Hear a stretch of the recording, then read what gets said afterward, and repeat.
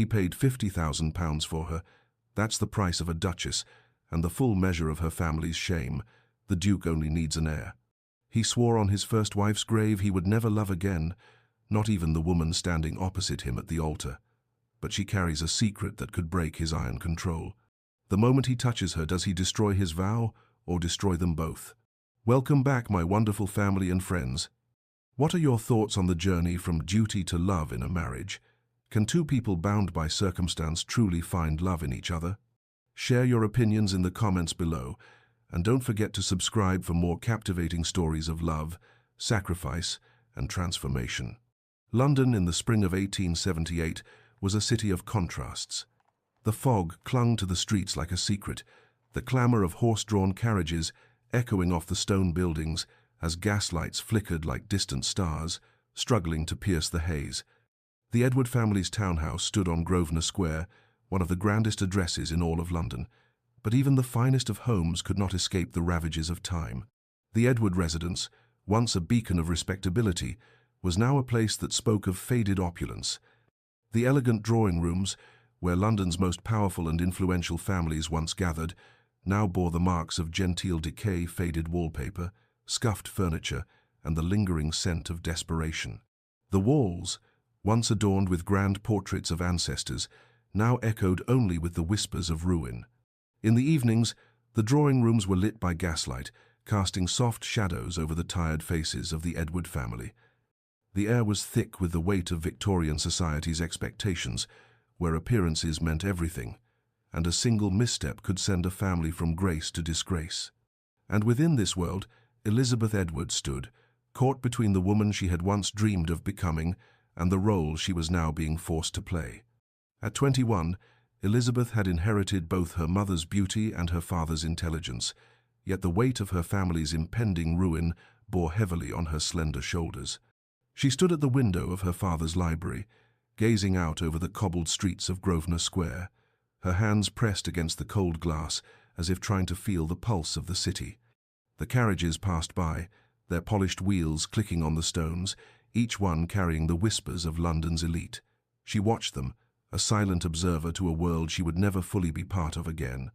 Her chestnut hair, meticulously arranged, framed her face, while her grey eyes, though intelligent and sharp, now carried a look of quiet resignation. Her posture, graceful and dignified, still bore the mark of her upbringing, yet beneath that composed exterior, she was no longer the hopeful young woman who once dreamt of love and adventure. She was a woman on the verge of being sold her future, sealed by a debt her brother had racked up, one that could not be erased except by a bargain no one had asked her to make. Elizabeth had often imagined this moment, though never like this. As a child, she had dreamed of a marriage full of affection, where she would be cherished by a man who saw her as more than just a means to an end. But now, as she watched the carriages roll past, she knew that dream was far from reach. Instead, her future was about to be dictated by the cold, emotionless exchange of her hand in marriage. Her father, Lord Edward, was a proud man, once respected by his peers, but in recent months, the mounting debts had stripped him of his dignity. Thomas, her reckless younger brother, had gambled away the family fortune, £50,000 owed to dangerous creditors whose names were whispered in fear. The debts had already begun to taint the family's reputation, and now they faced a scandal that would ruin them completely. Elizabeth had overheard her father's hushed conversations late into the night, his voice strained with exhaustion. The rumors had already begun to circulate in society. No one could forget the name Edward now, and with the debts still unpaid, her younger sister, Georgiana, had no hope of making a respectable debut in society. The Edwards were on the brink of collapse, their noble standing hanging by a thread. Her mother, once a woman of grace and elegance, now moved with quiet sorrow, her steps slow and weary. She had done all she could to maintain appearances, but the cracks in their once pristine facade were beginning to show.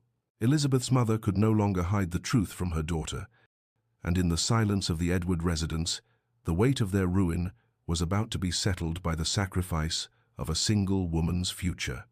The knock on the door was expected.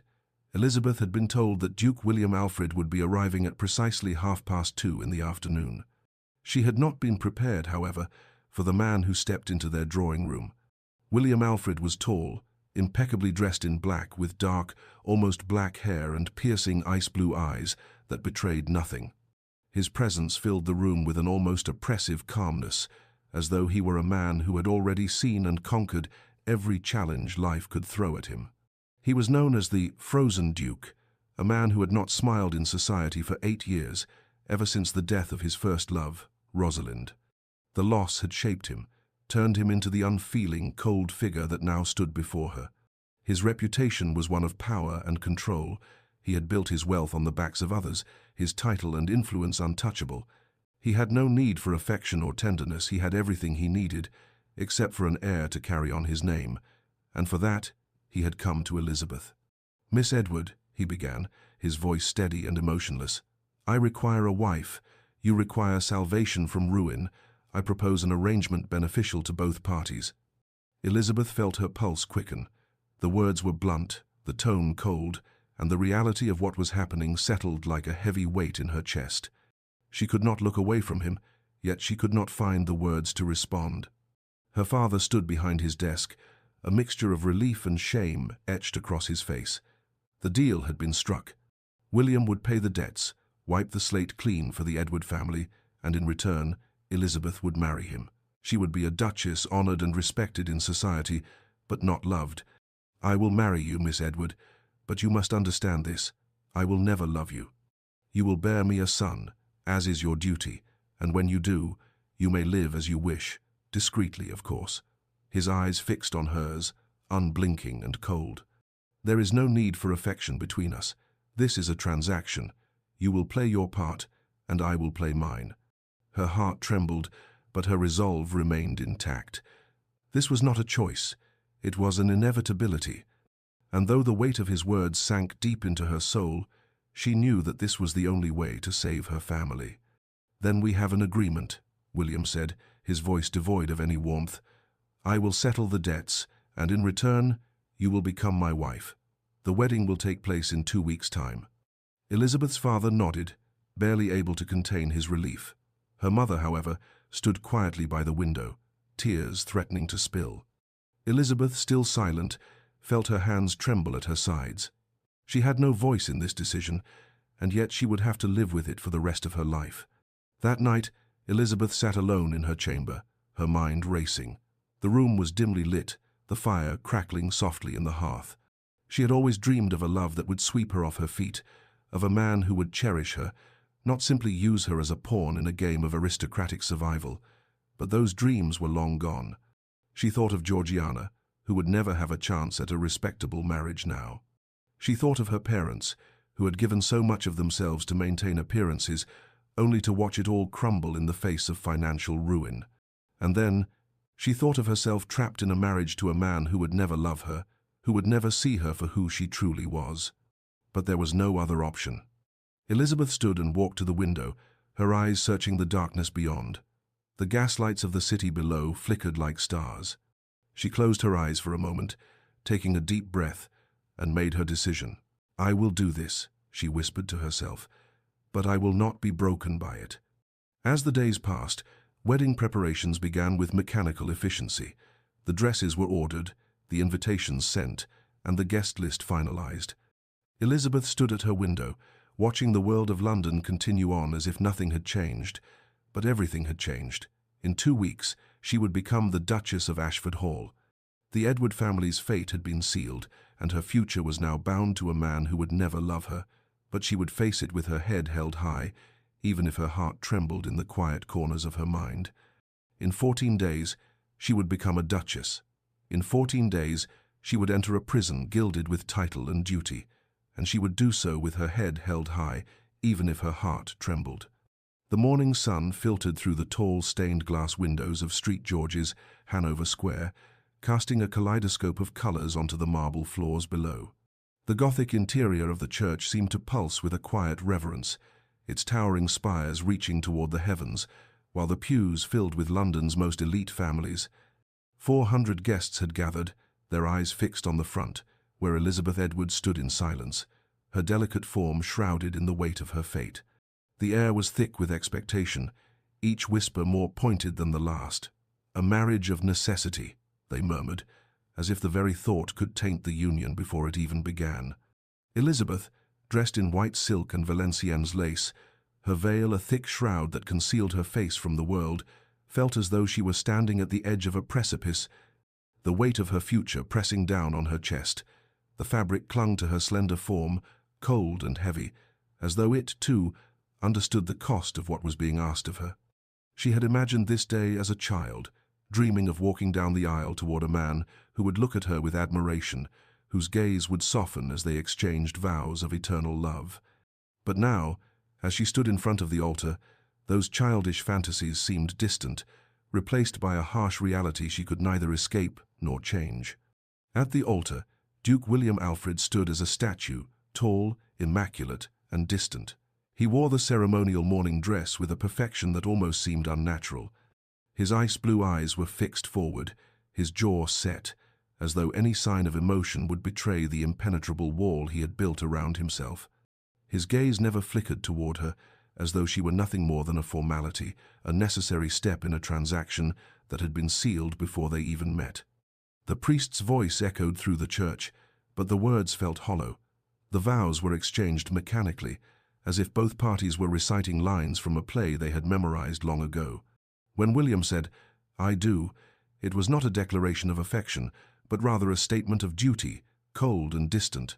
The sound of Elizabeth's own voice trembling as she said, "I do," was the only sign that the words carried any weight at all. But even then, her voice remained steady, careful to mask the emotions swirling within her. The exchange of rings was equally indifferent. William's hands were cold as he placed the band on her finger, his movements precise and efficient, but devoid of tenderness. And when their lips met in the briefest of kisses, it was not the seal of love, but of a bargain, a business transaction that would bind them for the rest of their lives. The touch was so brief, it might not have happened at all. The celebration at Ashford House, William's grand London residence, was as opulent as one would expect from a duke's wedding. Crystal chandeliers dripped from the ceilings, casting shimmering light over the ballroom, and servants moved like ghosts, their presence barely noticeable as they carried trays of champagne and canapés. The hum of quiet conversations filled the air, but there was no joy to be found in the room, only the calculated politeness of aristocratic society. As Elizabeth and William stood side by side, the eyes of society turned toward them, some with curiosity, others with judgment. She could feel their gaze like a weight upon her, their whispers slicing through the air like 1,000 blades. She smiled, of course, as was expected of her, but the smile felt hollow, like an actor playing a role she had not chosen. William remained distant, standing beside her but as far away as if he were a continent apart.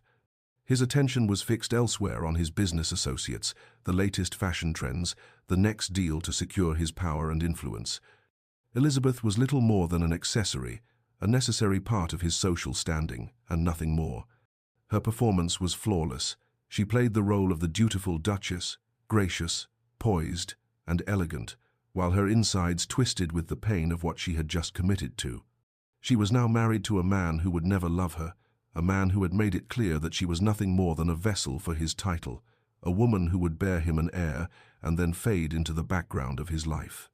The carriage ride to Ashford Hall, William's country estate in Hampshire, was as silent as the marriage itself. The wheels of the carriage creaked as they rolled over the cobblestones, and the only sound between them was the rhythmic clopping of the horses' hooves. Elizabeth sat across from William, her gaze fixed on the passing streets of London, which slowly gave way to the rolling green hills of the countryside. The silence was oppressive, and Elizabeth's thoughts were a whirlwind of confusion and despair. William, on the other hand, was immersed in his own world. He read through documents, occasionally glancing at her but never speaking. His indifference was a stark reminder of how little he thought of her, of how little she mattered in the grand scheme of his life. The journey seemed endless, and the longer they traveled, the more Elizabeth's sense of isolation grew. This was her life now, silence and duty, nothing more. When they finally arrived at Ashford Hall, Elizabeth could not help but feel a shiver of foreboding. The estate was vast and beautiful, its Gothic architecture rising up from the lush grounds like a monument to power and wealth. But despite the beauty, there was an undeniable coldness to the place, as if the very walls were built to guard against warmth, against human connection. As they entered the grand foyer, the staff was lined up to greet them, their expressions polite but distant. The housekeeper, Mrs. Dawson, greeted Elizabeth with kind eyes, but there was an unmistakable air of formality that left no room for warmth. Elizabeth was shown to her chambers separate from William's, of course at the opposite end of the hall. The room was spacious, its stone walls lined with heavy tapestries and dark wood furniture. It was magnificent, but it felt like a prison. As the door clicked shut behind her, Elizabeth sank onto the edge of the bed. She was now the Duchess of Ashford, a woman bound by duty to a man who would never love her. The weight of her new title pressed down on her chest, but it was the silence that overwhelmed her the most. She was alone in a strange, cold house, married to a man who had not once shown her the kindness of a stranger. That evening, after dinner, Elizabeth was called to William's private study. The house was quiet now, the only sound the soft crackling of the fire in the hearth. She entered the study wearing a simple nightgown and wrapper, expecting nothing more than a brief conversation before she retired for the night. But when she saw William standing before the fireplace, still fully dressed, his glass of brandy in hand, she knew something was different. "Come in, Elizabeth," he said, his voice as cold and formal as ever. He didn't look at her as she entered, his gaze fixed on the fire. The room was dark, the shadows cast by the low light of the fire seeming to deepen the distance between them. He turned to face her, his expression unreadable. "We should establish the terms of this arrangement clearly, Elizabeth," he said, his use of her name still distant and formal. "I married you because I require an heir. My title demands continuity. The Duchy of Ashford has passed from father to son for 12 generations. That line cannot end with me." He paused, taking a slow sip of his brandy before continuing. "You will perform your duty as Duchess. You will manage the household, represent the family in society, and in time, you will bear my son." Elizabeth remained silent, her heart pounding in her chest. She had known this marriage was a cold arrangement, but hearing the words spoken aloud made them all the more real. "When that duty is fulfilled, you may live as you wish discreetly, of course. I will not interfere with your life, and I expect the same courtesy." His eyes met hers, his expression hardening. "I want you to understand why I can offer you nothing more. I loved once Miss Edward Elizabeth. Her name was Rosalind. The story that followed was a tragic one. Rosalind had been his first love, a woman he had adored with everything he had. But their love had been secret, forbidden, and ultimately deadly. Rosalind had become pregnant, and William, young and terrified of the scandal it would cause, had asked her to wait, to be patient while he arranged things properly. But she had died in childbirth, alone and hemorrhaging, while he was away managing estate business. "I vowed at her grave I would never permit myself such weakness again," William continued, his voice breaking with the weight of his grief. "Love destroys, Elizabeth. It makes fools of rational men and corpses of innocent women." He set down his brandy, the glass clinking softly against the wood. "I will not love you. I cannot. It is not cruelty, it is preservation. For both of us." William turned toward the door, his back to her now. "You may rest tonight. I will not trouble you until you are acclimated to your new position." Elizabeth stood frozen in the doorway, not with fear, but with something far more profound, understanding. This man was not a monster, but a man so broken by grief that he had sealed his heart away, convinced that love would only bring destruction. She spoke softly, her voice steady, though her heart ached. "You think this protects me, Your Grace? This distance?" William paused, his hand on the door handle, but he didn't turn around. "You have built a fortress around yourself, but fortresses are prisons too, for both the keeper and the kept." He didn't respond, and after a long moment, he left the study. Elizabeth stood alone, the weight of his words settling heavily upon her. As the fire flickered in the hearth, she made a vow of her own. "I will not beg for your love, William Alfred, but neither will I disappear into silence. You may have married a necessity, but you will come to know a woman." Elizabeth returned to her chamber, her mind whirling. She didn't cry, she was beyond tears.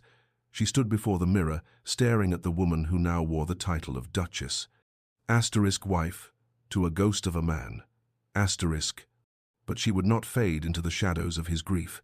She would find a way to live, to exist, and to make him see that she was not a necessity, she was a woman. And this marriage, this cold arrangement, was not the end of her story. It was only the beginning. In the silence of the night, Elizabeth made a promise to herself.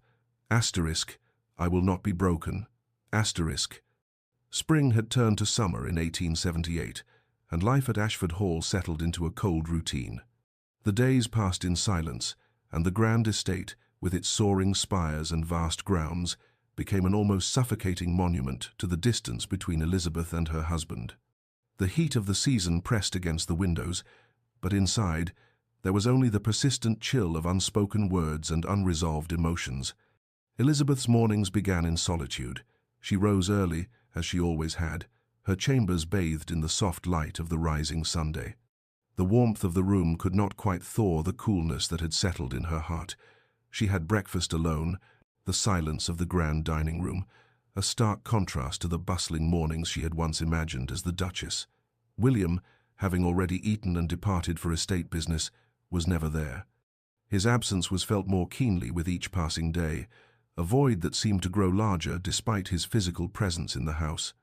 The routine was predictable morning correspondence, meetings with Mrs. Dawson about the household matters that Elizabeth was now responsible for. The staff, though respectful, remained distant. They had not yet formed the bond she had hoped for, and she could not help but notice the subtle whispers that followed her wherever she went. In the afternoons, Elizabeth would take walks through the sprawling grounds of Ashford Hall. The gardens, though beautiful, felt like a labyrinth, endless paths of manicured hedges and climbing ivy that seemed to trap her rather than set her free. She would walk for hours, her mind drifting between the responsibilities of her new life and the aching loneliness that crept up on her with each step. The birdsong and rustling leaves did little to ease the weight in her chest. Evenings brought the same cold routine.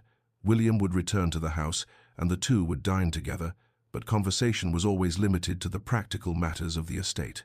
"How are the tenants today, Your Grace?" Elizabeth would ask, her voice steady and composed. "Well enough," William would reply, his tone flat, as if the words themselves held no significance. And with that, the silence would settle back between them, the space at the dinner table stretching like an insurmountable divide. No questions about her day, no attempts to engage with her as more than a mere figurehead. She was the Duchess, and that was enough. In those early months, Elizabeth began to understand William's distance. He was not cruel, he was meticulous, almost obsessively so, in ensuring her comfort. Her chambers were furnished with the finest pieces, crystal chandeliers, velvet drapes, and silk-covered furniture, but they were empty, as though designed to impress her rather than to welcome her. Her allowance, which William had ensured was transferred to her personal account, was generous enough to buy half of London. She could have purchased any luxury she desired, but it was all rendered meaningless without someone to share it with. Yet despite the opulence, William never asked about her preferences. He did not inquire about the way she liked her rooms arranged or what colors pleased her eye. He had provided for her needs, but nothing more. Elizabeth began to notice the small, telling signs of his detachment. He would make arrangements for her comfort, setting up meetings with Mrs. Dawson, ensuring she had everything she needed, but he never took the time to learn about her, to ask about her life or her thoughts. His concern was always logistical, never emotional. He was present, but absent, a shadow sharing her house. She had married a man who, though physically there, remained an enigma, locked away behind the fortress of his past. In the midst of her isolation, Elizabeth began to connect with the staff. Mrs. Dawson, the housekeeper, had grown fond of her. The older woman's eyes were kind, and she often took the time to check in on Elizabeth, ensuring that she had everything she needed. But it was the whispers of the staff that told Elizabeth the most. "They say she's kind, our Duchess," one of the footmen had remarked to another in the hallway. "Shame the Duke can't see it." The words stung, but they were not without hope. Elizabeth won the loyalty of the staff through her genuine kindness. She learned their names, asked after their families, and took the time to listen to their concerns. Slowly, they began to warm to her, offering quiet support where William remained indifferent. There was an unspoken belief among the staff. Perhaps she'll thaw him yet. But Elizabeth knew better.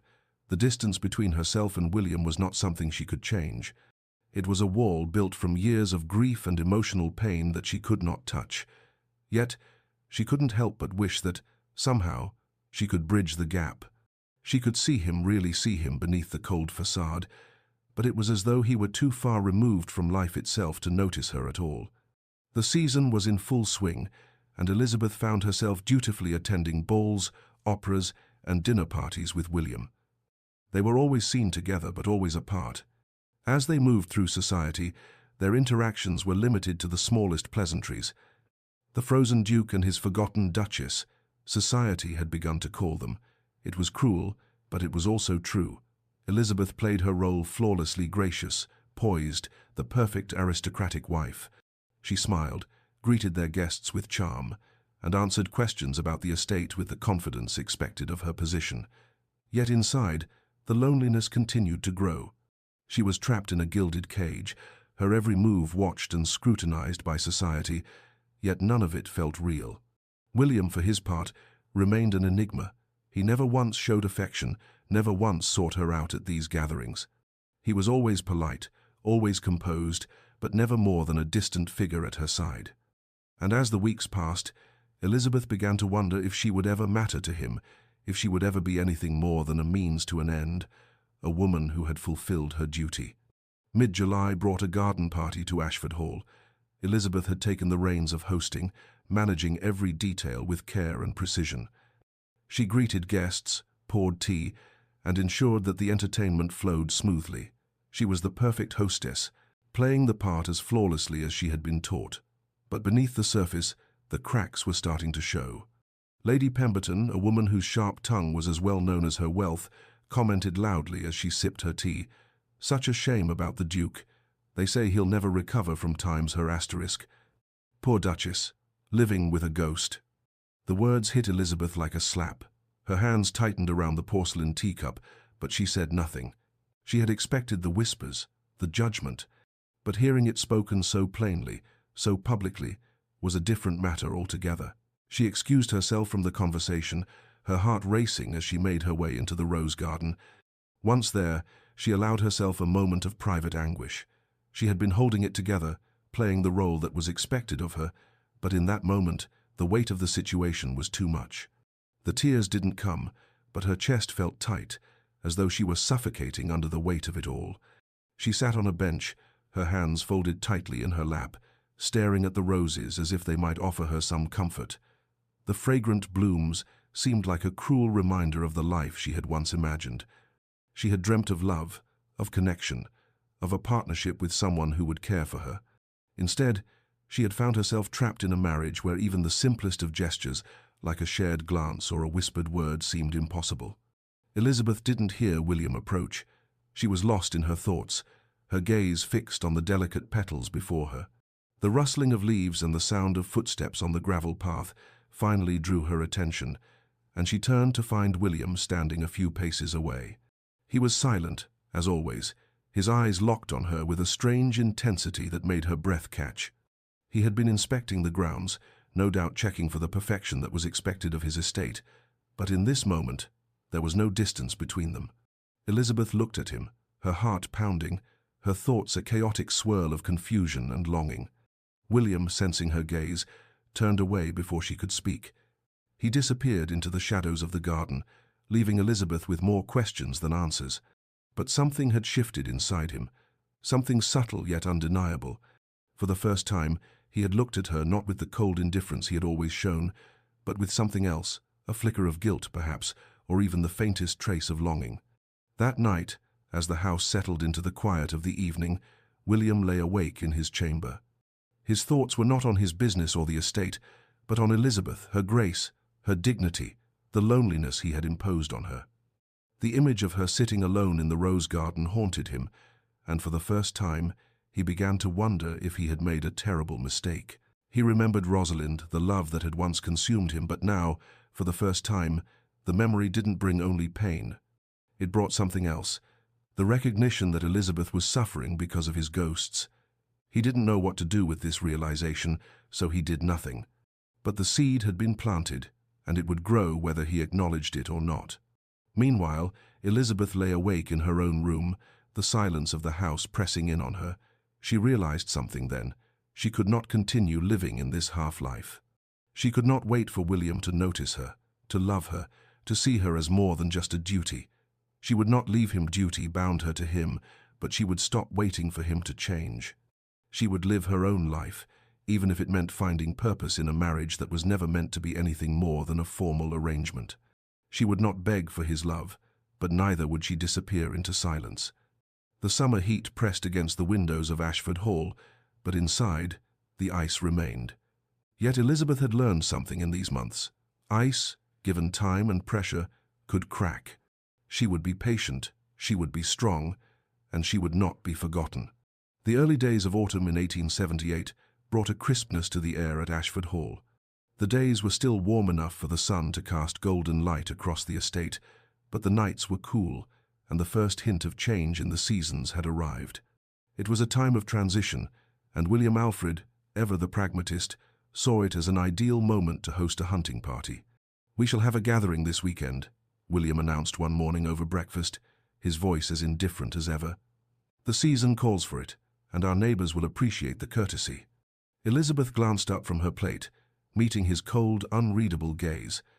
She had spent months navigating the rigid boundaries of their marriage, growing accustomed to his formality, his distance, but the thought of hosting a party, of being scrutinized by society, once again filled her with a quiet dread. Yet, as always, she said nothing. "Very well, Your Grace," she replied, her voice composed. It was the closest thing to a compliment he had given her since their wedding. She had done well with the preparations, he had said. The words lingered in her mind, bittersweet.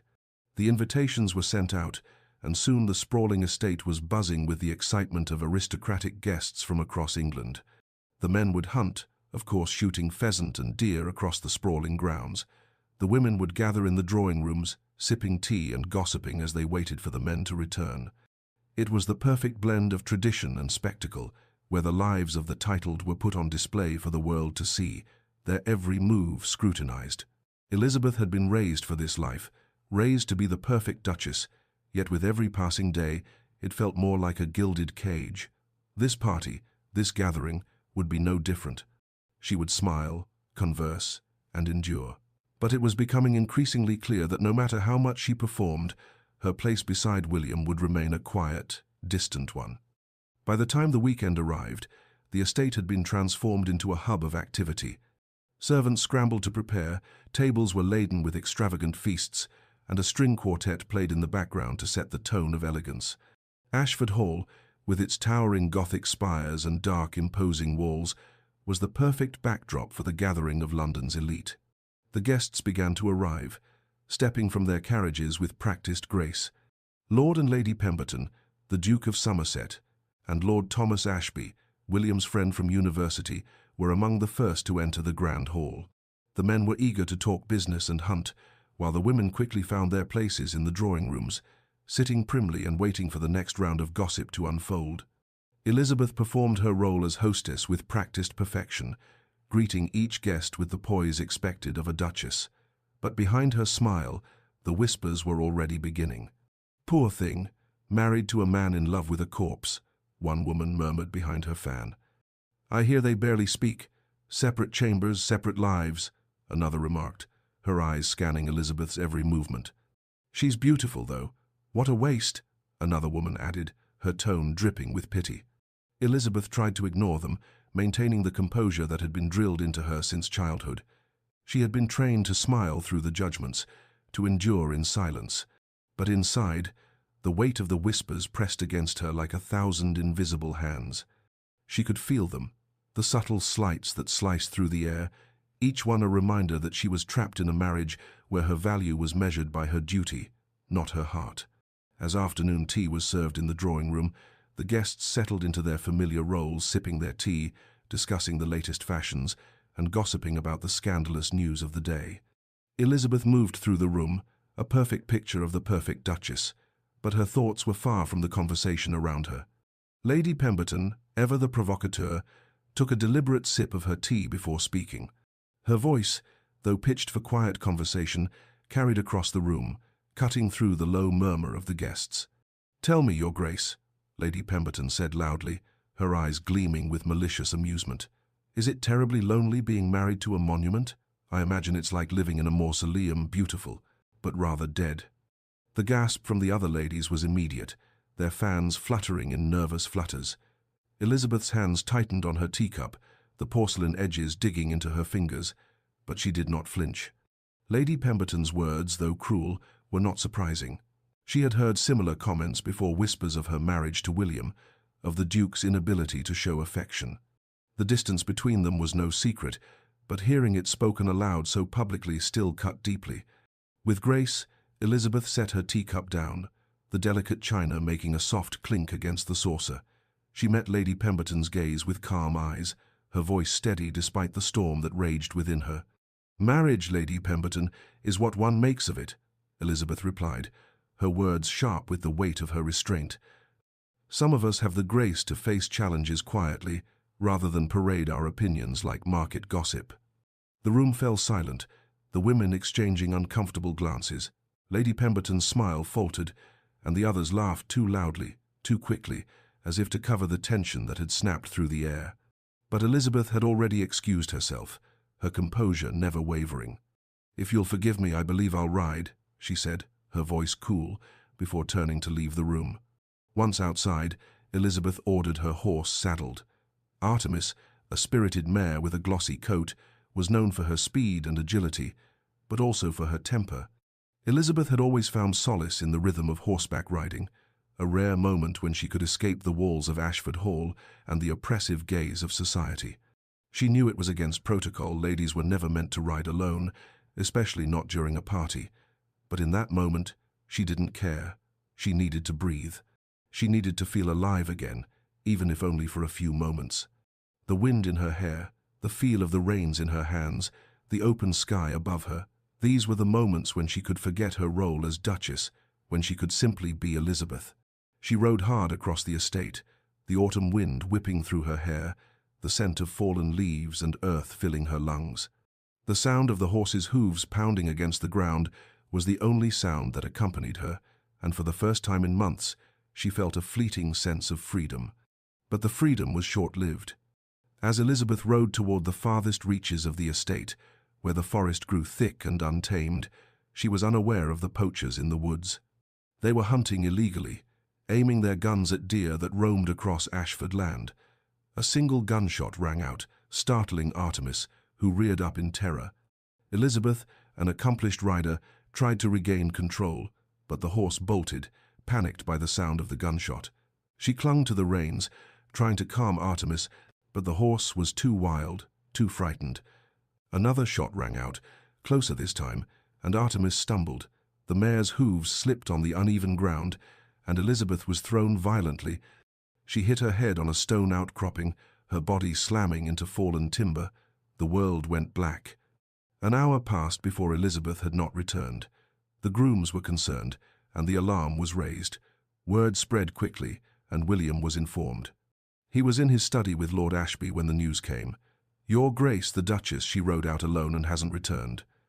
The panic that hit him was raw, visceral, and uncontrollable. For the first time in 8 years, William felt fear. It tore through him, shaking him to his core. He abandoned everything, papers, meetings, and his usual detachment, and ordered every man to search. He mounted his horse, his heart thundering in his chest, and rode out to the estate's edge, his mind consumed by the terrifying thought that he might lose her, that he might be too late. It was dusk by the time William found her. Elizabeth lay crumpled by the forest's edge, her riding habit torn and blood seeping from a head wound. The sight of her pale face sent a jolt of fear through him, a terror he had not known in years. His heart raced as he dismounted and rushed to her side. "Elizabeth," he whispered, his voice breaking as he cradled her in his arms. For a moment, he didn't recognize it as his own. She was so still, so lifeless, that he feared she was already gone. His hands trembled as he checked for a pulse. It was faint, but it was there. "Don't leave me," he whispered again, the words slipping from his lips before he could stop them. The realization hit him with terrifying clarity. He had said it. He had begged her to stay, and he had no idea when it had happened, when he had allowed himself to care this much. He scooped her up in his arms, carrying her back to the house, his heart still racing, refusing to let anyone else touch her. Elizabeth was carried to her chambers, unconscious and bruised. The doctor was summoned from the village, and his diagnosis was grim: concussion, broken ribs, severe bruising. "She needs rest, Your Grace, and prayer. The next few days will tell." William stood at her bedside, staring at her too pale face. The hunting party had been forgotten, and the guests, awkwardly departing, left Ashford Hall in silence. William refused to leave her room. He stood motionless, his mind reeling. He had vowed never to feel again.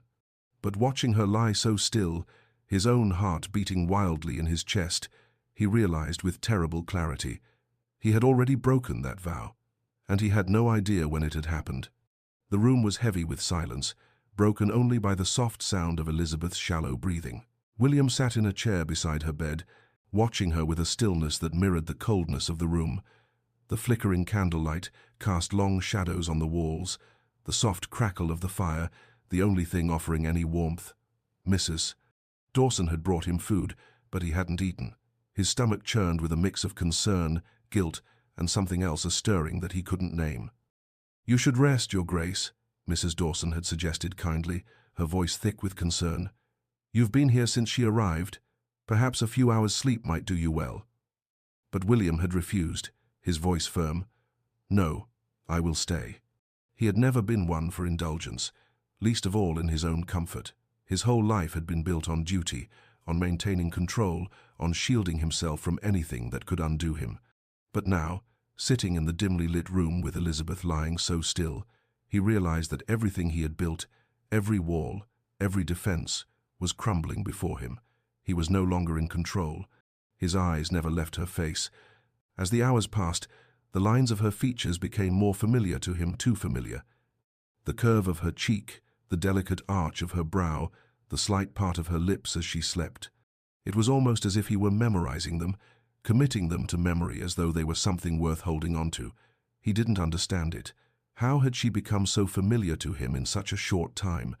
When had he started seeing her differently?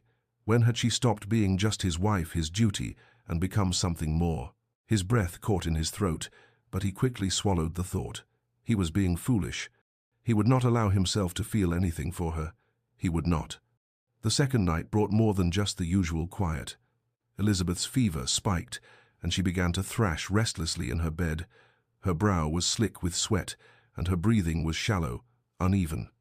William stood at the foot of her bed, staring down at her, torn between the impulse to call for the doctor and the desire to remain close, to somehow protect her from the fever that raged within her. The doctor had warned him earlier, the fever must break, or the consequences could be severe. But William could do nothing but watch.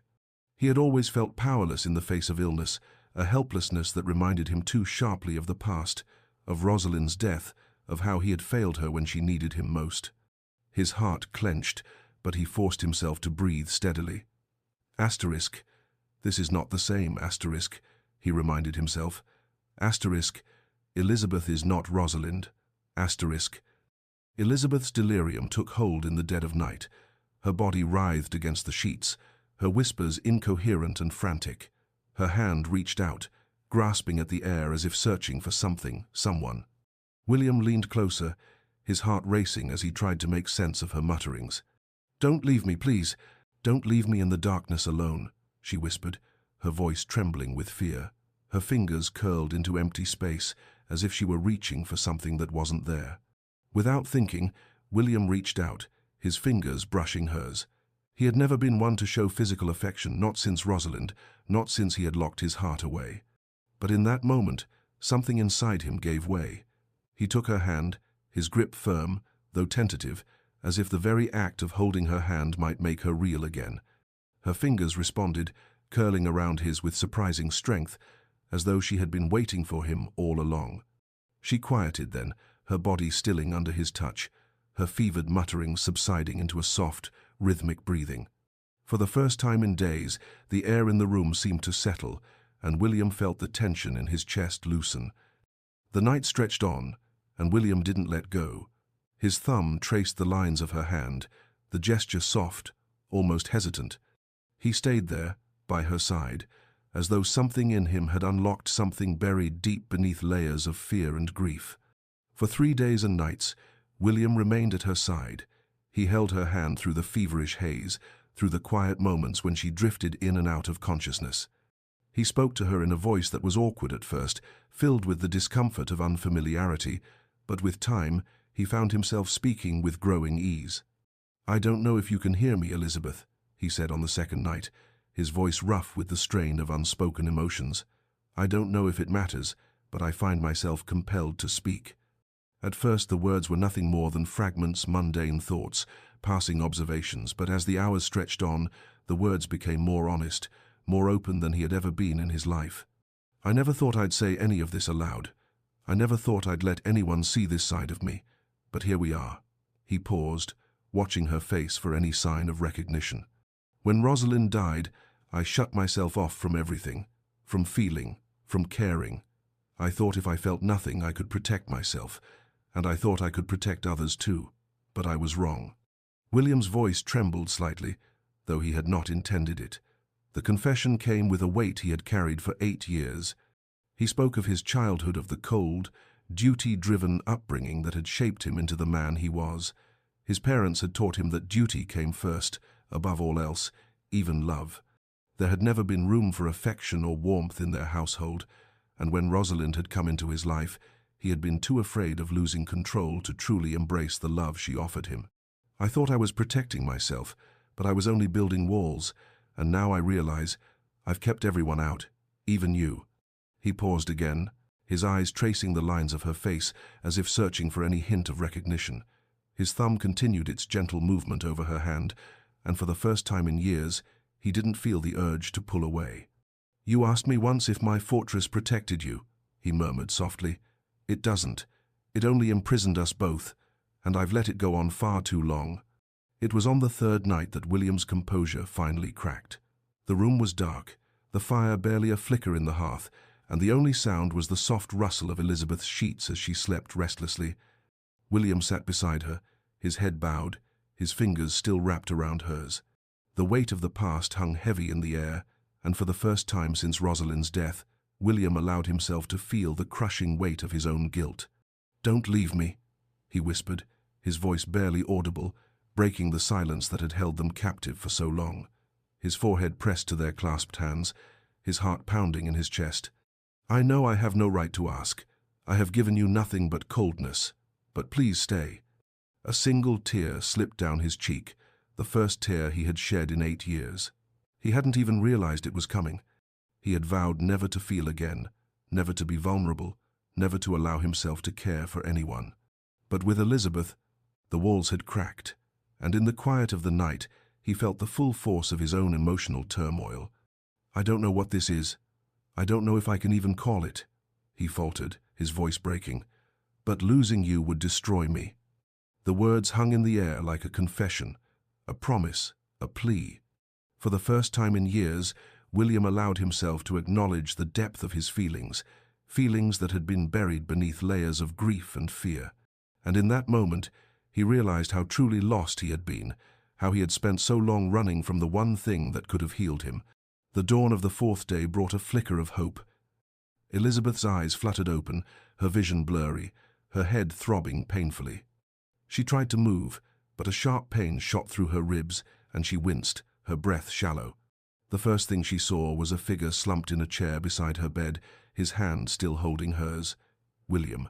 His dark hair was tousled, his shirt wrinkled, and his face was haggard with exhaustion. But his presence was a relief, a balm to her frazzled mind. "William?" Her voice was barely a whisper, a crack in the silence. He jerked awake, his eyes wild with hope and fear. His gaze locked onto hers, and without a word, he leaned forward, tightening his grip on her hand as if afraid she might slip away again. "Elizabeth," he whispered, his voice hoarse with emotion. "You came back." Elizabeth tried to sit up, but the pain in her ribs made it impossible. William was quick to press her back down gently, his hands tender as he supported her. "Don't move. You're badly hurt," he said softly, his voice filled with concern. She stared at him, really looked at him for the first time since the accident. The exhaustion in his eyes, the care in his touch. It was something she had never seen from him before. Something had changed. "How long?" she asked, her voice hoarse. 3 days, he replied, his voice thick with emotion. Her eyes widened. "You've been here?" He hesitated, then nodded. "I couldn't leave." In that moment, something shifted. The distance that had always existed between them, so vast, so impenetrable, seemed to vanish. And in its place, there was a fragile understanding, a recognition of the vulnerability they had both been hiding. Elizabeth saw something in his eyes she had never seen before: vulnerability, fear, and dare she hope something that looked almost like tenderness. "William, she didn't know how to finish the sentence. Words felt insufficient. He shook his head, his gaze softening. "Rest now. We'll talk when you're stronger." But even as he spoke, he didn't let go of her hand, and Elizabeth didn't ask him to. Over the following days, Elizabeth's strength began to return. Her ribs still ached, and she was still too weak to move much. But with William by her side, something inside her began to heal. He remained close, reading to her in the afternoons poetry, novels, whatever she requested. Their conversations were no longer about formalities or duties, but about small, personal things: the estate, the tenants, books they had read, places they had traveled. For the first time, they spoke as people, not just as husband and wife bound by duty. Elizabeth discovered that William was intelligent, well-read, and surprisingly, even occasionally witty. William, in turn, learned that Elizabeth was perceptive, strong, and remarkably forgiving. One afternoon, Elizabeth woke from a nap to find William sitting by the window, watching her, not reading, not working, just watching her. When their eyes met, something passed between them, unspoken, undeniable. Elizabeth's heart began to race, but it wasn't from the injury. It was something else. William stood abruptly, almost fleeing. "I should let you rest," he muttered, avoiding her gaze. But as he left the room, Elizabeth touched her chest, feeling her thundering heart. "Oh no," she whispered. "I'm falling in love with him." Elizabeth was strong enough to walk now, though her ribs still ached. She stood at her window, watching William ride across the estate, his figure distant yet somehow more familiar than ever before. She remembered his words during her delirium. She had heard them, floating in and out of consciousness. "Don't leave me." And as she watched him, the realization settled into her bones. He was afraid, not of loving her, but of admitting it to himself. The accident had broken more than her ribs. It had cracked the ice around William's heart. And Elizabeth, despite every promise she'd made to protect herself, found herself hoping that the thaw would continue, even if it meant risking her own heart in the process. 2 weeks had passed since the accident, and Elizabeth was slowly recovering. The pain in her ribs still lingered, and she had yet to regain her full strength, but the worst was behind her. Life at Ashford Hall had settled into an almost unnatural calm. The estate, once filled with the bustling of servants and the murmurs of guests, now felt like a hushed monument, a house whose walls had absorbed the tension between its inhabitants. But something had shifted, something subtle but undeniable. William no longer maintained the rigid distance he had kept for so long. There were small touches now, touches that, though fleeting, seemed to linger longer than they should. His hand, for instance, would rest at her elbow when guiding her through a doorway. It was only for a moment, yet the warmth of it would travel through her like an electric current. There were glances across the dinner table, moments when their eyes would meet, and for a split second, Elizabeth would catch her breath. There was no malice in these touches, no coldness, but something else, a tension that was neither comfortable nor painful, just times alive asterisk. She could feel it too, the undeniable pull between them that neither of them dared to acknowledge. It wasn't hostility. No, it was far more complicated than that. It was the space between what they were, what they had been, and what they could be. A space filled with everything they had left unsaid. As autumn deepened, it was time to return to London. The season, though in its later stages, still held enough significance to demand their attendance. Ashford House in Grosvenor Square would once again be their home, a place where the eyes of society would scrutinize them from every corner. The return to the city was inevitable, and with it came the whispers. The moment they stepped foot into the familiar drawing room of Ashford House, society took note. It was subtle at first, the way William looked at her, not with the usual coldness, but with a flicker of something more, something times human asterisk. The way he spoke to her with more attention, with something resembling care. "Have you seen them?" one lady whispered at the opera. "The Duke actually looks at her." "I saw him smile just slightly when she spoke. I nearly fainted," another remarked, her voice dripping with excitement. The whispers, once filled with pity, had started to shift into something else, speculation. The eyes that once saw Elizabeth as a ghost, a woman trapped in an emotionless marriage, now wondered if there was something more between her and the Duke, something not so easily dismissed. One of the grand events of the season was the opera at Covent Garden, La Traviata, a tale of love, loss, and the relentless passage of time, would be the perfect setting for their re-entry into society. Elizabeth wore a gown of deep sapphire silk, the color rich and regal, complemented by sapphires at her throat, gifts from William, given without ceremony, but chosen with care. She knew the gesture wasn't an attempt at affection, but rather another offering to ensure her place in the world he controlled. And yet, as she dressed, she felt a flicker of something warm, something that might have been gratitude or perhaps a longing for something she couldn't name. They sat in the Ashford box, the most coveted seat in the house, visible to all of London. The performance began, but Elizabeth found herself distracted by something more than the music. She leaned forward slightly, captivated by the aria that filled the hall, her expression softening, her eyes bright with the intensity of the emotion. William, for the first time in what felt like an eternity, was not watching the stage. His gaze was fixed on her. The way the gaslight caught her profile, the way the music seemed to touch her soul, it was a side of her he had never truly noticed before, a side he had always chosen to ignore. His hand rested lightly on the edge of her chair, just inches from her shoulder, and Elizabeth could feel the heat of his presence, the barely there brush of his fingers against her gown. For a brief, fleeting moment, neither of them moved, neither of them pulled away. The evening passed in a blur of music, laughter, and the subtle electric tension between them. After the opera, they returned to Ashford House, the streets of London growing quieter as they neared the familiar grandeur of their residence.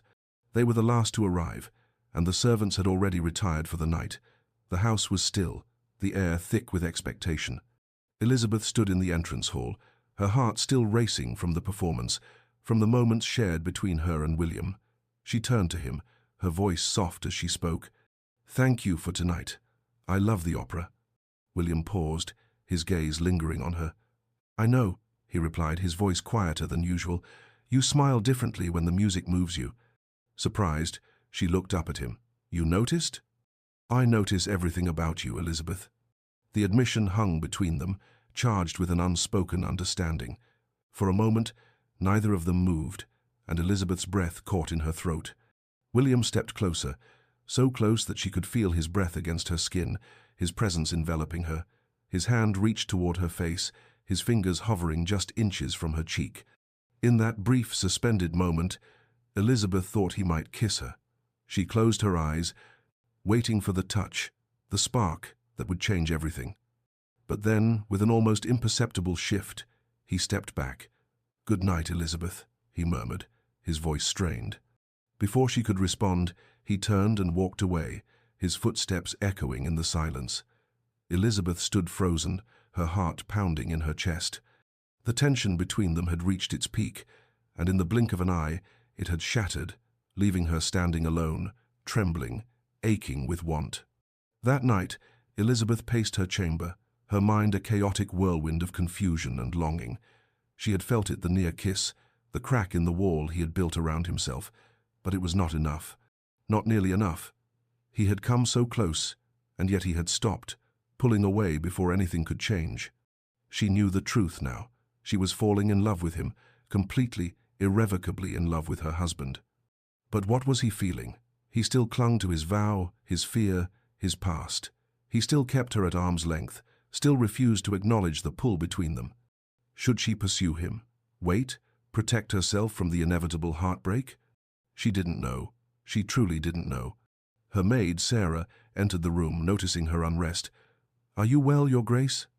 Elizabeth stopped, her chest tight. She smiled weakly.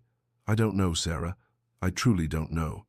William, too, struggled in silence. That night, in his study, he poured himself a glass of brandy, his hands shaking slightly as he lifted the glass to his lips. He had almost kissed her. He had wanted to, desperately.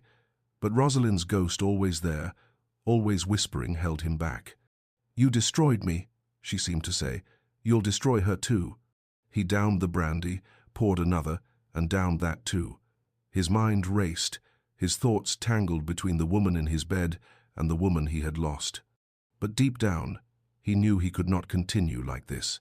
He was suffocating, and so was Elizabeth. Lord Ashby visited him the next morning, finding him uncharacteristically dishevelled. You're in love with her, Ashby said bluntly, his voice cutting through the tension that had settled over William. I can't be, William replied, his voice hoarse. Why? Because you vowed never to feel again. That's the stupidest thing I've ever heard you say, William, and you've said some remarkably stupid things. William's eyes darkened. I'll hurt her. I hurt everyone I love. You're hurting her now, Ashby shot back. With this distance. A week later, the Countess of Montrose's ball took place. It was the event of the season, 500 guests from every corner of society. Elizabeth wore a gown of emerald green, the colour vibrant against her porcelain skin. The diamonds she wore had been passed down through generations, a family heirloom, but they felt heavy now, like a reminder of the marriage she was trapped in. William could barely look away from her. She was breathtaking. They danced, for the first time since their wedding. A waltz, slow, intimate, and fraught with unspoken tension. His hand rested at her waist, hers on his shoulder. They moved in perfect synchronization, but the space between them was palpable. You dance beautifully, he murmured. So do you. I didn't know. You never asked. You never offered. There was a pause, and then, almost as if he had been waiting for the right moment, he spoke again. I'm offering now, Elizabeth, for whatever that's worth. Her heart skipped a beat. What are you offering, William? He didn't answer, couldn't answer. The music ended, and they parted, but something had been said even in the silence. Later that night, Lord Ashby asked Elizabeth to dance. William watched from the sidelines, his jaw tight as Ashby charmed her with his usual ease.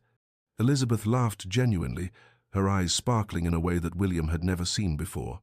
A feeling surged within him, something unfamiliar and violent, jealousy. It was possessive, irrational, and pure. When the dance ended, William was there immediately. My wife needs refreshment, he said, his tone brooking no argument. Ashby grinned knowingly. Of course, Your Grace. William escorted Elizabeth to the terrace, away from the prying eyes of the ballroom. The cool November air was a welcome relief, but the tension between them was palpable. Are you well? Elizabeth asked, sensing something off in his demeanor. You seem jealous, William finished, his voice harsh. Her eyes widened. Of Ashby?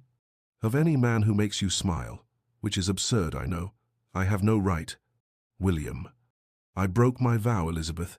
The words spilled out of him, raw and unfiltered. I told you I would never love you. I've broken that vow so thoroughly I can barely remember making it. Elizabeth's heart stopped. What are you saying? I'm saying that watching you nearly die destroyed me. I'm saying that every moment since, I've been trying to resist something inevitable. I'm saying... A noise from the ballroom interrupted them, and the moment shattered. They returned inside, nothing resolved, but everything changed. That night, Elizabeth couldn't sleep. He had almost said it, almost confessed, but almost was torture. She realized she couldn't continue in this limbo. Either he committed to this marriage truly, or she must find a way to survive without hope. The fog pressed against the windows of Ashford House, thick and suffocating. Inside, desire and denial warred in silence. The ice had cracked, but would William allow it to melt completely? Or would he forge new walls, higher and colder than before? Elizabeth didn't know, but she knew she couldn't wait forever. Something had to break. It was a chilly December morning when Elizabeth sat in the drawing room at Ashford House, sipping her morning tea. The low hum of activity in the house was familiar to her now, servants bustling about, the soft scrape of footsteps in the hallway, the occasional murmur of a distant conversation.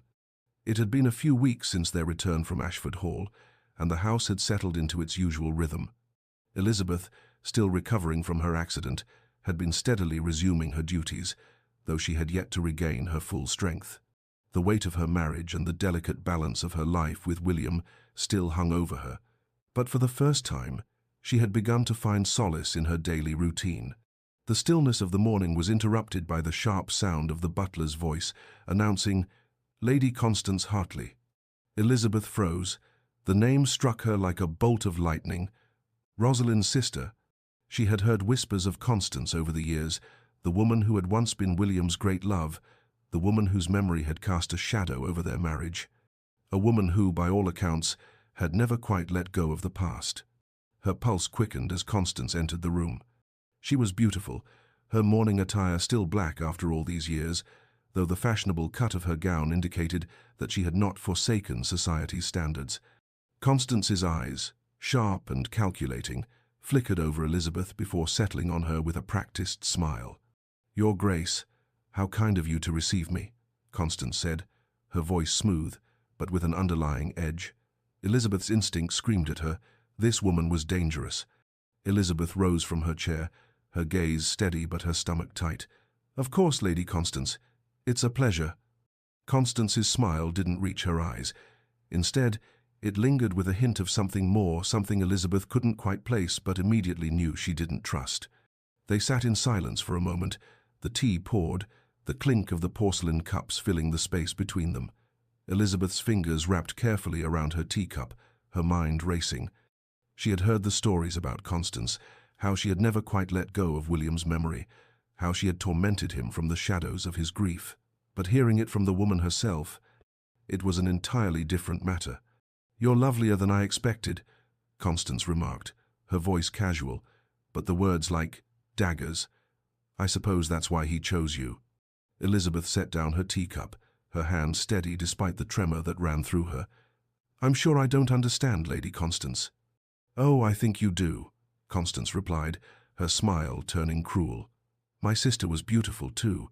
It didn't save her." Elizabeth's blood ran cold at the implication. She had heard of the tragic circumstances surrounding Rosalind's death, but hearing it spoken so plainly by this woman, this sister who had lost everything, there was a chill in the air now, one that had nothing to do with the cold December wind. "I know about Rosalind," Elizabeth said quietly, her gaze never leaving Constance's. "William told me." Constance's eyes glinted with something that might have been amusement. "Did he? How? Trusting of him." She leaned forward slightly, lowering her voice. "Tell me, did he share all the details?" Elizabeth's stomach churned. Her worst suspicions about Constance's motives were beginning to take shape. The woman was here not to mourn a lost sister, but to stir up something far darker, something designed to tear open the wounds William had fought so long to bury. Constance's smile faded, replaced by a calculated look as she continued. "My sister died giving birth to his child. A child conceived in secret, out of wedlock. He was young, she was reckless, and they were in love, or so Rosalind believed." Elizabeth's heart thudded painfully against her chest. The words hit her like a physical blow, but she forced herself to remain composed. When she told him about the baby, he panicked. His father was alive then, a tyrant who would have disowned him for such a scandal. So William told her to wait, to hide it, and he would arrange things properly. Elizabeth's breath caught in her throat as the cruel story unfolded. She had known of the tragic end, but this revelation about the child, the abandonment, sounded more like betrayal than tragedy. "But he didn't," Constance continued, her voice growing colder, harder. "He left her alone in a cottage on the estate, hidden away like shameful rubbish. When she went into labor, she was attended by only a midwife, not even a proper doctor. She hemorrhaged. She died. She called for him. She died calling his name. And William? He was in London, managing estate business, pretending she didn't exist." The room seemed to tilt as Elizabeth's blood ran cold. The man she had come to care for, had she truly come to love, was a man who had abandoned a woman in her time of need, who had left her to die alone while he carried on with his duties, his reputation. Elizabeth's hand clenched into a fist on the armrest of her chair. "Why are you telling me this?" she asked, her voice calm, though her insides felt as though they were being torn apart. Constance's mask dropped entirely then, revealing her true intentions. "Because I want you to know what he is," she spat, her words laced with venom. "A coward who lets women die to protect himself." Constance stood, preparing to leave, the last words hanging between them like a poison. "I've told you as a courtesy, Your Grace, because I'm going to tell all of London unless William pays me what I'm owed." "What you're owed?" Elizabeth asked, her voice a whisper, but her mind racing. £10,000, Constance replied smoothly, as if this were the most casual conversation. "For my silence. I've been collecting from him for years. Did you not wonder where his money goes? But I've grown tired of small payments. I want the full sum. By the end of the week." Elizabeth's mind spun. "And if he doesn't pay?"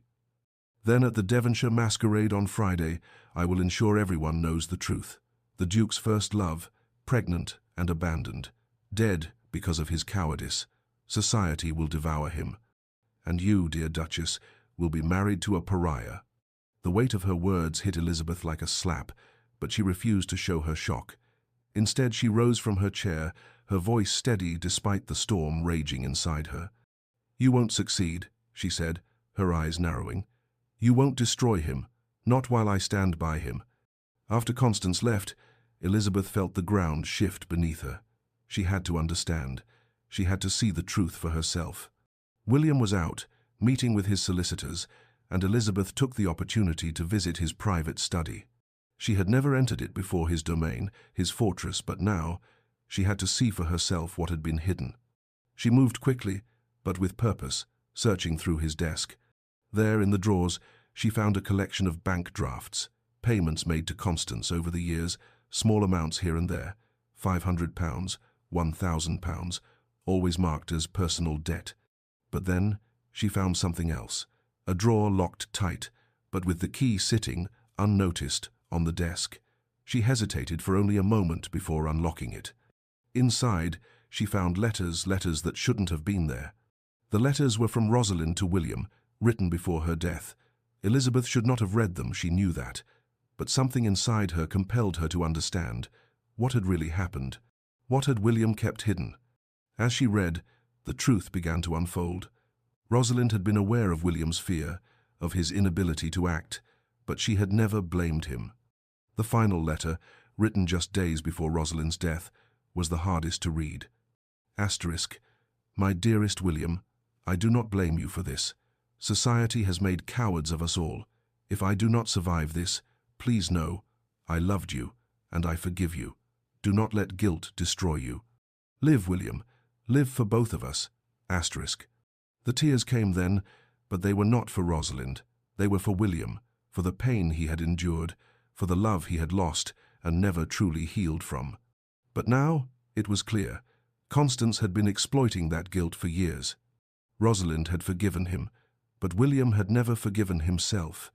And now Constance was threatening to destroy him publicly, to use his guilt as a weapon. Elizabeth couldn't let that happen. That evening, when William returned home, Elizabeth was waiting for him in his study. The tension between them was palpable as she rose to face him. "We need to talk about Lady Constance," she said, her voice steady but filled with determination. William's face paled. "She came here? She told me everything. About Rosalind, about the baby, about the blackmail. See?" His shoulders slumped in defeat, and for the first time, Elizabeth saw him as he truly was, broken, vulnerable. "Now you know what I am," he said quietly. Elizabeth stepped closer to him. "Yes, I know. You were a frightened young man who made a terrible mistake. I know you've been punishing yourself for 8 years. I know you've been paying Constance blackmail to keep her silent, but I also know, because I read Rosalind's letters, that she forgave you." Intensive. William staggered backward, gripping the edge of his desk. "You read. Those were private." "They were," Elizabeth said, her voice soft, "but I needed to understand." She read aloud the final letter from Rosalind. "My dearest William, I do not blame you for this. Society has made cowards of us all. If I do not survive this, please know, I loved you, and I forgive you. Do not let guilt destroy you. Live, William, live for both of us." William collapsed into a chair, his face crumpling with grief. I've spent 8 years telling myself I didn't deserve to be happy, that living fully would be a betrayal of her memory. And now? Elizabeth asked quietly.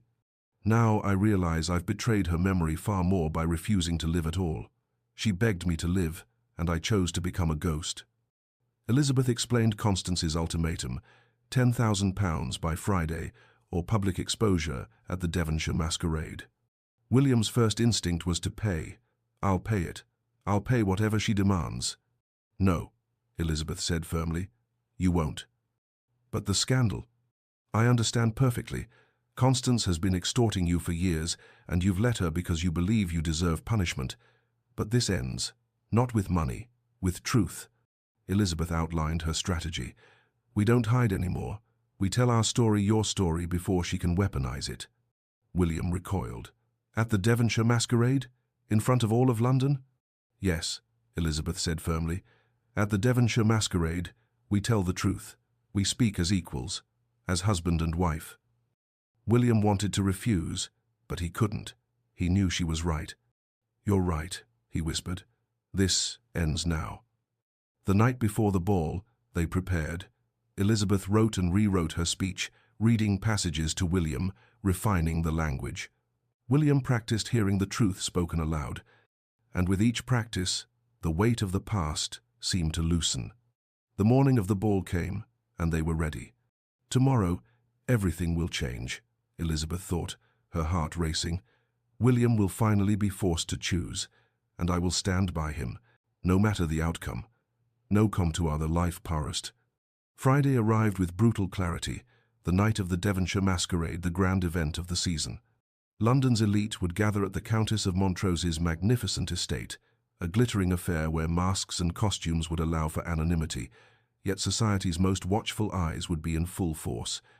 500 of the most influential people in London would be present, and for the first time in months, Elizabeth was about to step into the public eye, not as a duty-bound wife, but as someone with a purpose William had shared with her and which she was now prepared to fulfill. The anticipation was suffocating, but there was no turning back. The blackmail was in motion, Constance's threat looming over them like a storm cloud, but tonight Elizabeth would make sure the storm did not break them. She would speak the truth, and in doing so, she would finally free them both. Her heart beat with a mix of fear and exhilaration. This wasn't just about her marriage anymore, it was about their lives, their freedom from the shackles of the past. As she dressed for the ball, Elizabeth chose her attire with deliberate care. A Venetian mask of silver and midnight blue, adorned with sapphires to match her eyes, would conceal her identity while also making a statement. Her gown, a rich midnight blue silk, cascaded like water around her form, elegant and powerful. When she stood before the mirror, the reflection staring back at her seemed like someone else, someone fierce, ready for battle. She looked like a warrior queen, not a frightened woman standing beside a man who could barely look at her. When she descended the staircase, William was waiting at the bottom, his eyes fixed on her.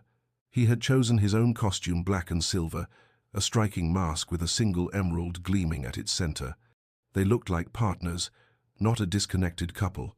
They were united for purpose, and in this moment, that was enough. "You're magnificent," he said, his voice a mixture of awe and something softer, something she had rarely heard from him. "I know," Elizabeth replied with a slight smile. "Today, I need to be." They shared a brief look, and in that shared glance, Elizabeth knew this was more than just an event. It was a reckoning for both of them. The carriage ride through London's gaslit streets felt like a dream. The rhythm of the wheels against the cobblestones seemed to match the frantic beating of Elizabeth's heart. She sat closer to William than she ever had before, an unspoken unity between them that hadn't existed in the past. It was the first time in their marriage that the distance between them felt less like a chasm and more like a shared space charged with the electricity of anticipation, but not the coldness of separation. William, still ever the Duke, had not shown his true feelings, but there was a subtle shift in him. He reached over, his fingers brushing against her gloves. Without thinking, he gently pulled one off, bringing her bare hand to his lips. It was a quiet gesture, but for Elizabeth it was enough. It was a gesture of gratitude, of alliance, of something deeper that didn't need words. "Whatever happens tonight," William said softly, his voice low but filled with meaning, "thank you for fighting for us." Elizabeth didn't respond. She simply interlaced her fingers with his and held tight. Her heart raced, but not out of fear. There was something else now, something she hadn't dared hope for. They were in this together, for better or worse. When they arrived at Devonshire House, the grandeur of the estate took her breath away. The sprawling grounds, the towering columns, the shimmering lights from the ballroom windows, it was all overwhelming. But for the first time, Elizabeth wasn't afraid. Tonight, she would be heard. She would stand beside William, not as a silent observer, but as a force in her own right. "Ready?" William asked, his eyes searching hers. "No," she replied, her voice steady despite the tremor of anticipation. "But I'm doing it anyway." Inside the ballroom, the spectacle was beyond anything Elizabeth had imagined. Crystal chandeliers cast fractured light across the room, and the air was thick with the perfume of flowers that seemed to be cascading from every surface. The orchestra played a delicate waltz, its melodies intermingling with the soft murmur of society's most powerful figures. The guests danced and mingled, masked and elegant, but beneath the beauty of the evening was something far darker, an undercurrent of judgment, of whispered conversations, of deals being made behind the velvet curtains. William and Elizabeth entered together, a matched pair moving with purpose. They were a striking contrast to the usual high society spectacle, united, focused, and undeniably in control. As they moved through the room, the whispers began. "The Duke smiles. Do you see it?" one woman whispered to another. "No, but look at how he watches her." It wasn't pity anymore. It wasn't the whispered judgments of a marriage in ruins. It was curiosity, speculation, even. The room had begun to shift, and now there was a question on everyone's lips. Asterisk. What had changed? Asterisk. By 10 o'clock, Lady Constance Hartley made her entrance. Dressed in emerald silk, her mask a sleek cat design adorned with diamonds, she moved through the crowd with the confidence of a predator stalking its prey. She made a beeline for William, finding him standing on a side terrace, away from the throngs of guests. She smiled, her eyes flashing with a calculated coldness. "Your Grace, how punctual of you to attend," she said, her voice dripping with mock sweetness. "I do hope you've brought the money." William's voice was steady, almost calm. "I haven't, but I have something better. A confession." Constance's smile faltered for a fraction of a second, her eyes narrowing. How dramatic, and how utterly foolish. "Perhaps," William replied evenly, "or perhaps brave." At William's subtle gesture, a servant moved to pass on the prearranged signal to the orchestra. The music shifted, swelling in volume and intensity. The guests froze for a moment, looking toward the grand staircase. The atmosphere in the room shifted. Everything was about to change. Elizabeth, waiting in an antechamber just off the ballroom, received word through Mrs. Dawson. It was time. A dramatic fanfare cut through the music, stopping all dancing and conversation. Eyes turned toward the grand staircase as Elizabeth appeared at the top, her midnight blue gown flowing behind her like a shadow, her silver and sapphire mask gleaming in the candlelight. The Duchess of Ashford was about to speak, and in that moment she commanded the room. Every pair of eyes was on her. The power, the confidence in her presence was palpable. She descended slowly, deliberately, each step echoing in the silence that had descended. At the bottom, William waited, offering his hand to her. She took it, standing at his side, the two of them united in purpose. The whispers fell silent. The game was changing. Elizabeth's voice rang out clear and strong, carrying to every corner of the room. There was no hesitation, no fear, only the quiet strength of a woman who had nothing left to hide. "I have an announcement to make," she began, her voice smooth, controlled, not as the Duchess, but as a woman who has come to know the truth about a tragedy that has haunted my husband for 8 years. A hush fell over the room. The crowd's attention was rapt, as if they had been waiting for this moment. Lady Rosalind Hartley was beloved. She was kind, passionate, and tragically unprepared for the choices society forced upon her and upon my husband.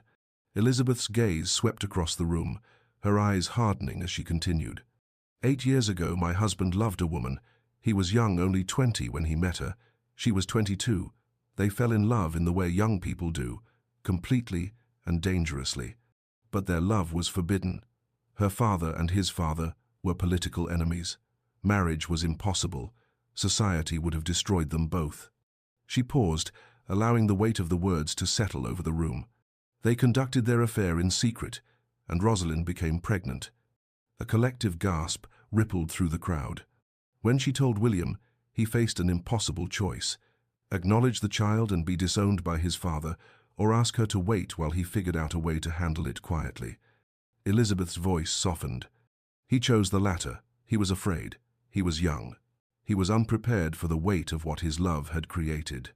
She glanced at William, then back at the crowd.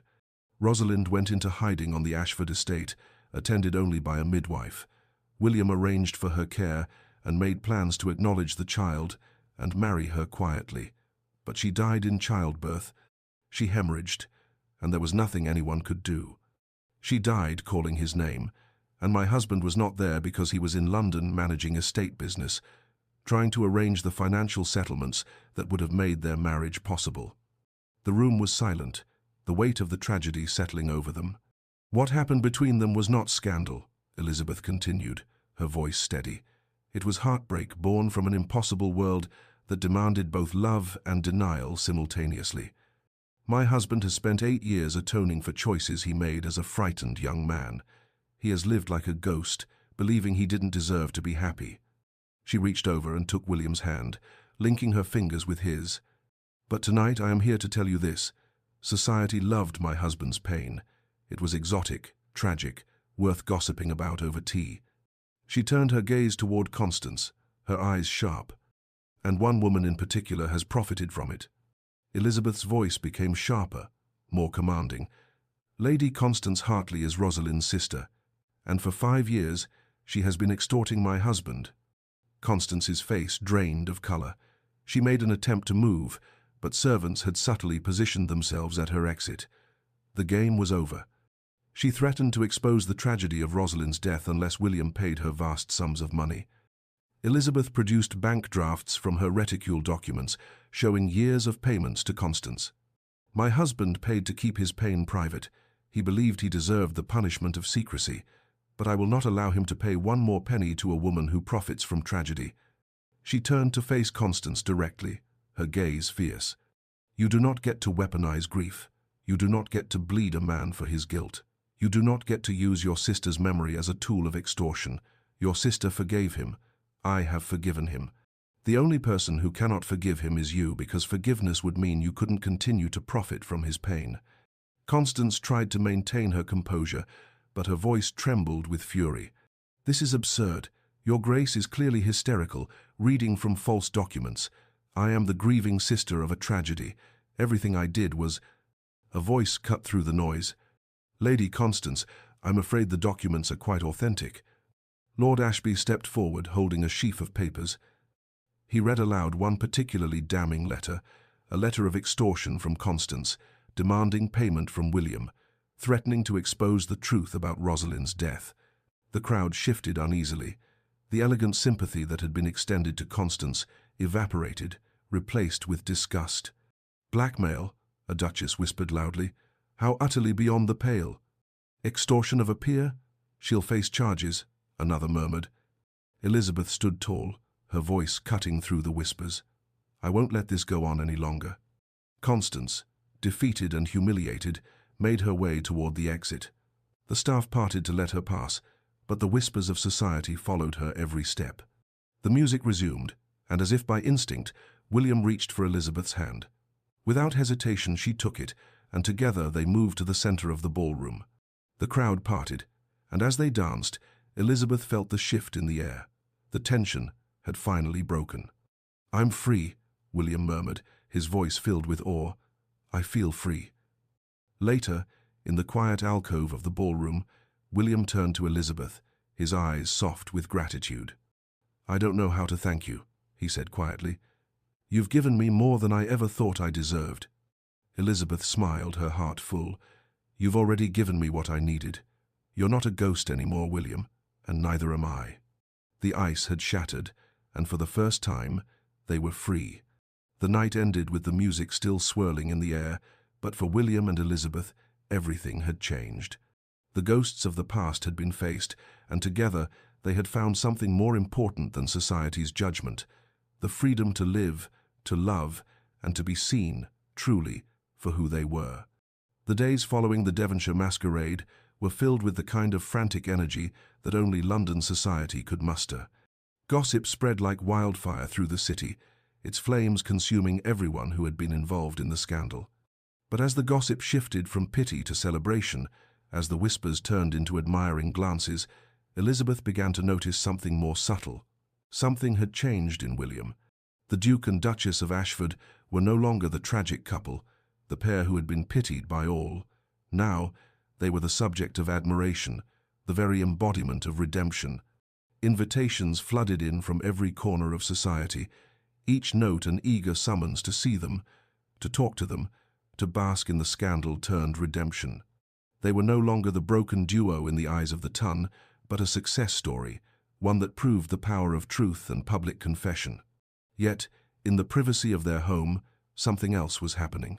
William had withdrawn again, retreating into the shadow of his past. Elizabeth noticed it in the stillness of their mornings and the solitude of his rides. He had made his confession, exposed the deepest parts of himself to society, and accepted their judgments. But privately, he was struggling. He was caught between the joy of his newfound freedom and the terror that came with it. What did it mean to be free? To live without the weight of guilt? He oscillated between these emotions, unsure of how to reconcile the man he had been with the man he now wanted to be. The days stretched on, and William spent more and more time away from the house, riding across the estate alone, seeking solitude. Elizabeth didn't press him. She had learned to give him space when he needed it.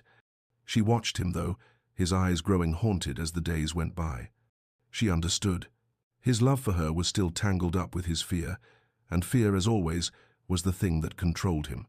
William's retreat was not as cold as before, but it was just as isolating. He had begun to spend long hours alone in his study or out on the estate, wandering the grounds in search of something he couldn't find. His eyes grew darker with each passing day, as if he were searching for answers in the wind or in the trees, answers that never came. Elizabeth could sense his internal battle. He had broken down his walls in front of her once, but now they seemed to be building again, higher than before. He had confessed his love, but did he believe it? Did he truly understand what it meant to love without the fear of loss? In the evenings, William would return, exhausted, but still distant. He would sit in silence across from her at dinner, and though his eyes would occasionally flicker to hers, they never lingered long enough for her to feel truly seen. She knew it was not out of malice, it was his fear, still gripping him tightly, still preventing him from stepping fully into the light. For Elizabeth, the distance was maddening. She had thought that the confession at the masquerade would be the beginning of something new, something honest, something whole. But now, she felt as though she was standing at the edge of a cliff, waiting for him to take the final step toward her, while he remained rooted in place, unwilling to move. William's internal battle was not something he could express easily. The terror he felt about loving her was a silent ache that gnawed at him constantly. He had spent years building walls, convincing himself that love was something that would only lead to pain. The death of Rosalind had cemented that belief. He had vowed never to feel again, but now, every time he looked at Elizabeth, every time her gaze met his, he was reminded of the very thing he feared: vulnerability. Asterisk, she risked everything for me. What if I'm not worthy of that sacrifice? Asterisk, he would think as he rode through the estate, the wind whipping past him, his mind racing with doubt. Asterisk, what if my love is destructive? What if opening my heart means I'll hurt her, as I hurt Rosalind? Asterisk. The fear was always there, clawing at him, and despite all his attempts to push it away, it kept coming back. He spent long hours in his study, reading and rereading Rosalind's letters, searching for some sort of closure that he had never found. He had buried her memory under the weight of his guilt, but it never stayed buried for long. The letters were full of love and forgiveness, but they also carried the weight of regret, and they never seemed to give him the peace he so desperately sought. As the days wore on, his drinking increased. The brandy, once a rare indulgence, became a constant companion. He would down glass after glass, hoping to drown the gnawing sense of inadequacy that plagued him. But no amount of alcohol could erase the truth. He was terrified. Terrified of losing Elizabeth. Terrified of truly letting her in. Elizabeth noticed the signs, but she did not follow him. She had learned that sometimes people needed space to reconcile themselves with the truth. She let him struggle, but she also struggled with the silence that stretched between them. Every night she lay awake, wondering if she had made a terrible mistake in hoping for something more. Had his confession meant nothing? Was he retreating back into the fortress of his own making, leaving her standing outside? For 2 weeks, Elizabeth allowed him to retreat into his solitude. She kept her distance too, giving him the space he needed. She continued with her duties as Duchess, attending events, managing the household, but the emptiness she had once felt in her marriage grew. The servants whispered, and Elizabeth overheard them. The Duchess and the Duke are no closer than before. Whatever happened at that ball, it wasn't permanent. The words stung more than they should have. The isolation of their marriage had never felt more acute than now. She had hoped for a change after the masquerade, but it seemed as though William's confession had been little more than a fleeting moment, a brief surrender before he pulled away again. Elizabeth lay awake at night, staring at the ceiling, wondering if she had been foolish to think that one moment of truth could erase years of fear. Had she made a mistake? Should she have waited for him to come to her, to fight for their marriage, or had she already lost him? It was in the 2nd week that Elizabeth found the letter. She had no intention of snooping, no desire to invade William's privacy, but something led her to his study.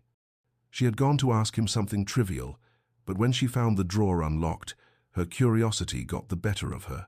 The letter was tucked neatly between the pages of a leather-bound book, addressed to her, "My dearest Elizabeth." The words struck her immediately. The letter was raw, unguarded, and painful. In it, William confessed his love in language that was almost desperate. "Here, asterisk, I love you so completely that I'm terrified of my own feelings. Asterisk." The words poured out in a jumble, each sentence more revealing than the last. Asterisk, "Every good thing I've touched has turned to ash. How can I believe you'll be different? How can I risk loving you when I know what loss feels like?" Asterisk. The letter ended mid-sentence, unsent, unfinished. It was as though he had been too afraid to write the final words. Asterisk, "I don't know how to be the man you deserve. I only know asterisk." Elizabeth's heart ached as she read the words. She could see the fear, the uncertainty in every line. He loved her, but he was paralyzed by the ghosts of his past. He was so afraid of losing her, so afraid of being vulnerable, that he couldn't even finish the letter. For the first time since the masquerade, Elizabeth felt truly hopeless. How could she reach him if he was still so buried in his past? But then, something shifted within her. She would not sit idly by, waiting for him to find the courage to love her fully. Elizabeth made a decision. She would go to him, not to demand anything from him, but to offer him a choice, one that he had to make for himself. She knew where he had been disappearing to. She knew the place where he had hidden his grief, his regret, his love for Rosalind. She would find him, and she would confront him not with anger, but with truth. She had waited long enough for him to come to her. Now, she would go to him. The following afternoon, Elizabeth quietly followed William when he rode out across the estate. She kept her distance, moving as silently as the wind. He didn't notice her at first, his back to her as he led his horse to a gate she had never seen before. She dismounted and followed him on foot, heart pounding with each step. Behind the eastern wall of Ashford Hall, hidden away from the rest of the estate, was a garden unlike the others. Overgrown but beautiful, it was a memorial garden, one that William had kept secret for 8 years. Roses in every color bloomed in wild profusion, and forget-me-nots cascaded like a river of blue, their petals soft and delicate. In the center of the garden was a stone bench with a simple plaque, "Rosalind Hartley, 1849 to 1871, beloved." William sat on the bench, soaked through, from the rain, as if oblivious to the weather. He was staring at the plaque, lost in his memories. Elizabeth hesitated, watching him from the gate. Then, quietly, she stepped forward, her breath catching in her throat. "You found my secret," William said, his voice heavy with resignation. He hadn't turned to face her, but he had known she was there. "I followed you one afternoon," Elizabeth said, her voice soft.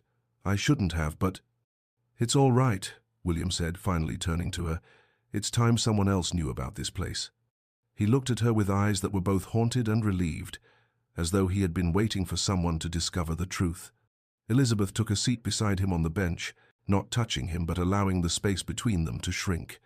The rain continued to fall, but neither of them moved. "You come here often?" Elizabeth said, her voice breaking the silence.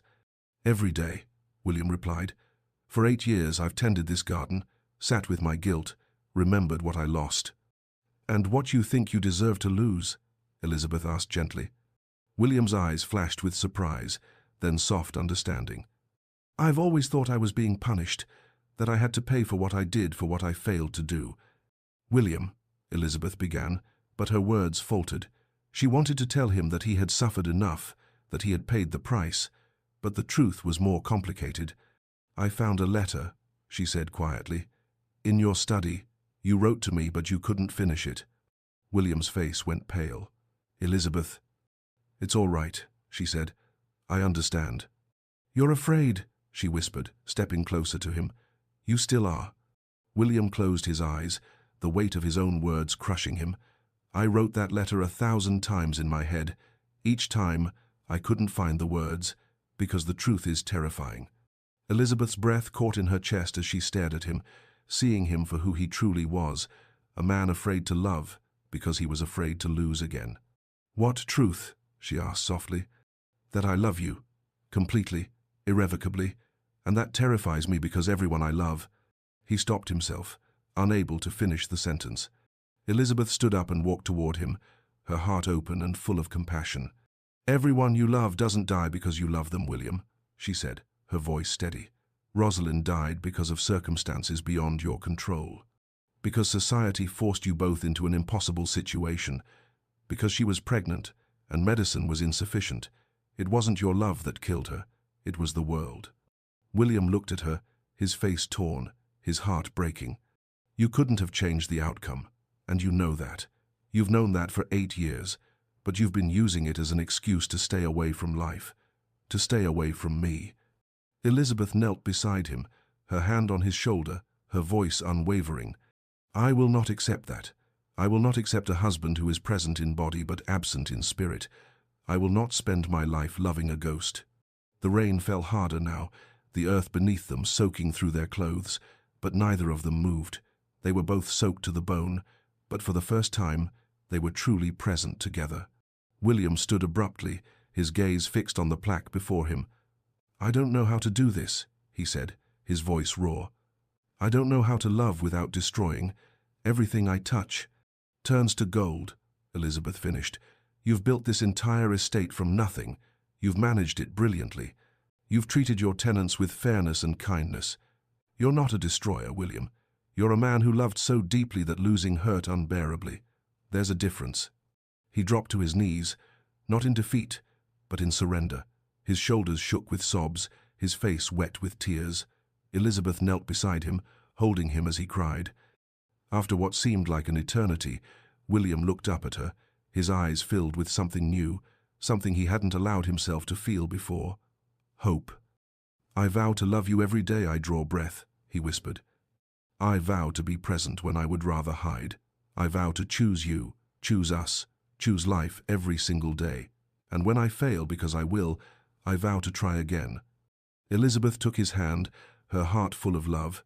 "And I vow," she said, her voice strong, "to love you even when you're afraid, to stand beside you in the darkness, to remind you when you forget that you are worthy of love, that your love doesn't destroy, it heals." They kissed then, their lips meeting in the rain-soaked garden, the weight of everything that had been said between them falling away in that single, desperate kiss. The rain continued to pour down, but neither of them cared. For the first time, they were free, free to love, free to live, free to be the people they had always meant to be. And in that moment, they both knew this was just the beginning. Thank you for joining me on this journey of love, redemption, and discovery.